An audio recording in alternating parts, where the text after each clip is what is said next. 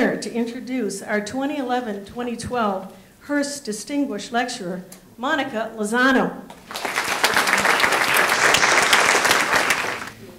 It's a real pleasure to be here, and quite a full room, so I thank you all for making time. And I know that after I speak, we're going to have a great panel, and you'll have a chance to hear from other leaders in the media and communications field, and we'll take questions at the end. So again, thank you all. It's an honor and a privilege.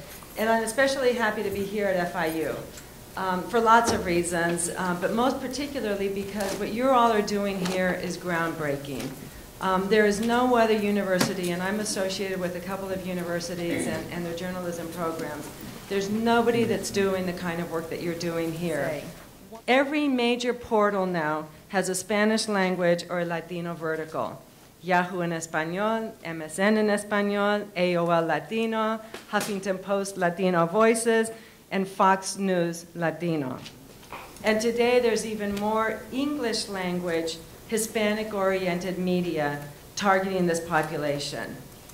So we're going to talk today about what's fueling the boom and how companies like mine are responding in order to stay relevant and connected to this audience.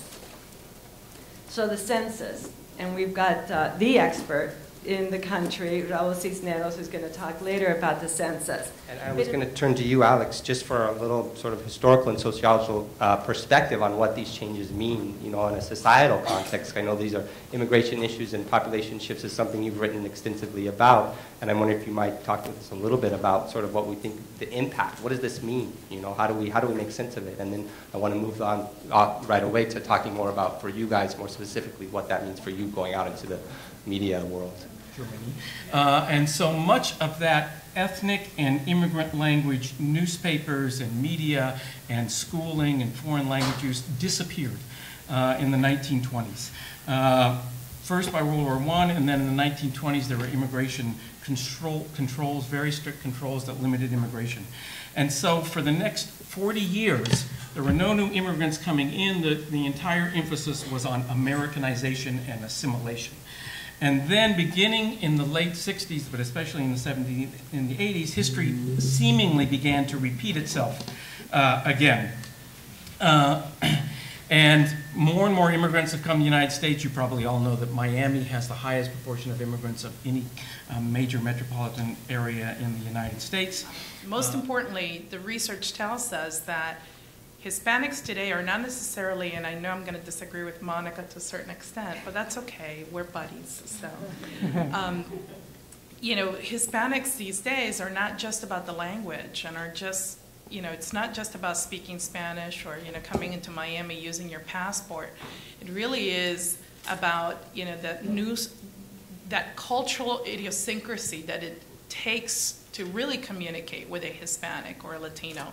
And it's not, language is only one piece of it. It's really the whole picture, the psychographics, the geodemographics, the behavioristics that really go along with communicating with that audience that are not necessarily particularly driven by language.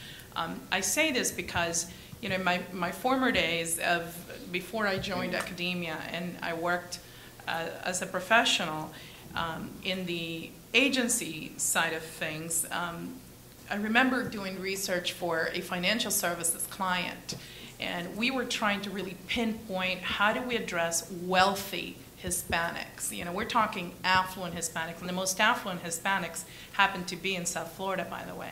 So how do we address them? How do we get those Hispanics that, you know, have investable assets of $100,000 or more ready to invest with us? I'll tell you that any company that's going to succeed right now has to have a overall strategic approach to what is sincerely and simply the most complicated market, you know, probably in the world. I'm convinced there's some markets in China that are pretty complicated, but in terms of our hemisphere, I think this is about as complicated as it gets because it cuts across so many different layers that are represented just in this room, but language, geography, culture, age, ethnicity, race, all the things that make us who we are.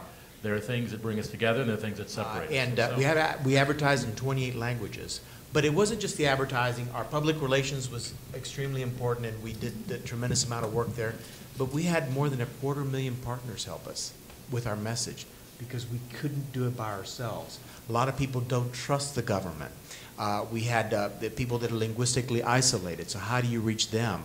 How do you talk about privacy and confidentiality, which is of tremendous concern, particularly in the Hispanic community. So how do you convey that? Our partners helped us that. Our messaging helped us that. We were very nuanced in our message to the Hispanic population in the music that we used and the voices and the different things that we did. So we did a number of things to try to engage the entire population to participate in the census, but years of work that it took to get us there, and we really tried to work very hard to make sure we understood the audience so that we could connect with them.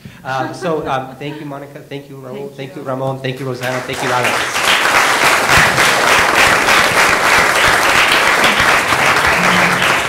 Thank all of you guys for coming.